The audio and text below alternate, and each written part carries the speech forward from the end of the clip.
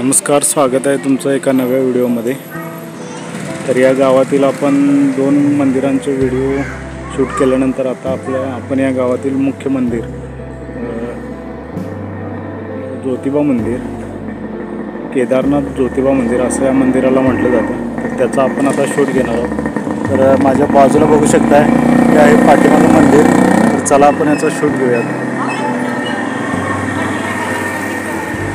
तर मंदिराच्या आतमध्ये आल्यानंतर आपल्याला एकाच मुख्य मंदिरामध्ये भरपूर अशी मंदिरं आपल्याला बघायला मिळतात।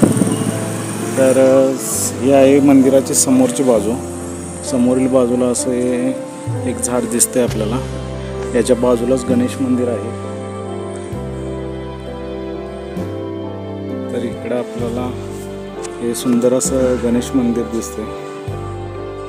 समोर मूषक राज, त्यानंतर आतमध्ये गणेश मंदिर दिसते आणि त्याच्या बाजूलाच आपल्याला गणेशाची जी अष्टरूप आहेत त्यातील हे आपल्याला गणपती पाहायला मिळतात। तर चिंतामणी थेऊर, कुठलं बाळनाथ, ओके, हे आपल्याला समोर दिसते चिंतामणी थेऊर येथील। तर ह्या अष्ट गणपतीपैकी 5 जी मंदिरं आहेत ती पुणे या एका जिल्ह्यामध्ये येतात। तर बऱ्याच ठिकाणी हा क्वेश्चन विचारला जातो, पोलीस भरती किंवा इतर भरतीसाठी असेल तर त्यामध्ये आपल्याला हा क्वेश्चन प्रामुख्याने विचारला जातो। तर त्यातील अष्टपैकी 5 गणपती हे आपल्याला पुणे या जिल्ह्यामध्ये पाहायला मिळतात। तर हा आहे महागणपती रांजणगाव, त्याचबरोबर इकडं ओझर, श्री विघ्नेश्वर, त्याचबरोबर गिरिजात्मक लेण्याद्री, वरदविनायक महाड, बल्लाळेश्वर पाली। आणि आता आपण येतोय मुख्य बाजूला। तर आतमध्ये एक स्लोगन लिहिलेलं दिसतंय, जे सर्व ठिकाणी आपल्याला शुभ मानलं जातं असं। तर हे मंदिर शूट केल्यानंतर आता आपण जाऊया पुढच्या मंदिराकडे।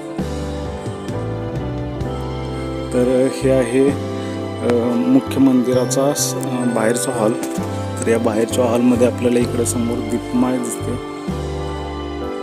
त्याचबरोबर इकडं सुंदर असा कळस दिसतोय आपल्याला या छोट्या मंदिराचा।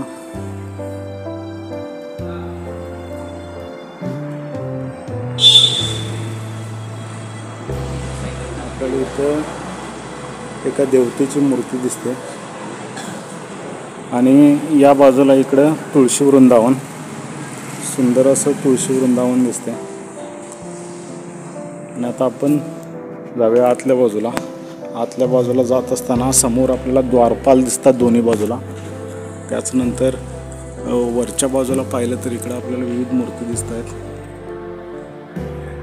त्यामध्ये भगवान श्रीकृष्ण आणि या बाजूला श्री दत्त महाराज आणि समोर सूर्यदेवाची आपल्याला प्रतिमा दिसते। आणि याच्या बाजूलाच आपल्याला इकडं हनुमान मंदिर दिसते।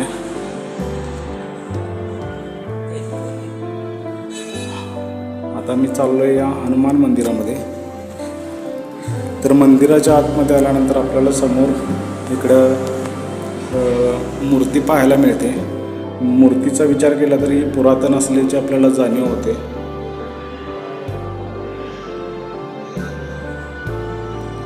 तर याच्या आपण मागची बाजू पाहूयात।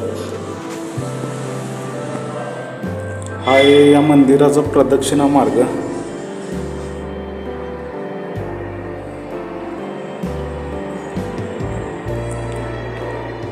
तर मी आता आलोय परत या मंदिराच्या समोरच्या बाजूला आणि आता आपण जाणार आहोत मुख्य मंदिरामध्ये।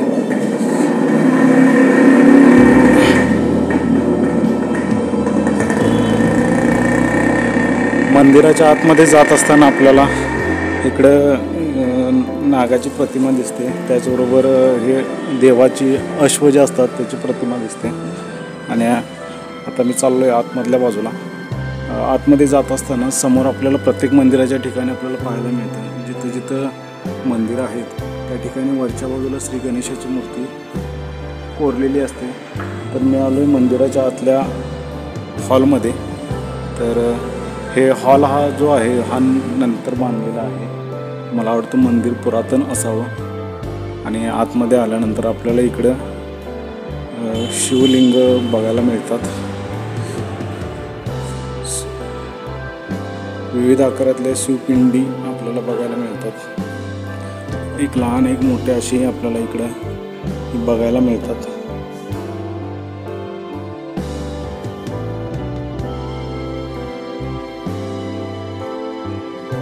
आणि मुख्य मंदिराच्या आतल्या बाजूलाच आपण समोर पाहिलं आपल्याला इकडे एक मंदिर दिसते. तर हे आहे विठ्ठल रुक्मिणी मंदिर. तर विठ्ठल रुक्मिणी मंदिराच्या समोर आल्यानंतर आपल्याला पहा इकडे विविध प्रतिमा दिसतात. इकडे प्रभू श्रीरामांची प्रतिमा दिसते. त्याचबरोबर वरती तुकाराम महाराज, इकडे ज्ञानेश्वर माऊली आणि समोर श्रीकृष्णाची प्रतिमा दिसते. आणि आतमध्ये या मंदिराच्या आतमध्ये आल्यानंतर आपल्याला सुंदर अशी सुरेख अशी श्री विठ्ठल रुक्मिणी यांची मूर्ती दिसते.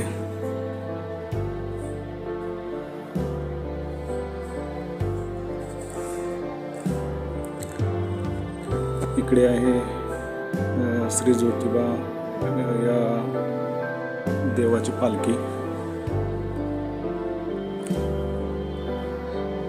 तर हे आहे या मंदिराचं गर्भगृह आणि आतमध्ये विराजमान अशी श्री ज्योतिबा देवाची मूर्ती दिसते. अशा पद्धतीनं आपण हे पूर्ण मंदिर शूट केलेलं आहे. तर हा व्हिडिओ तुम्हाला कसा वाटला ते मला कमेंट करून नक्की कळवा. चॅनलवर जर कोणी नवीन असेल तर चॅनल सबस्क्राईब करायला विसरू नका. आणि अशाच पद्धतीची नवनवीन मंदिरं पाहण्यासाठी चॅनलला सबस्क्राईब करा. भेटूया पुढच्या व्हिडिओमध्ये. धन्यवाद.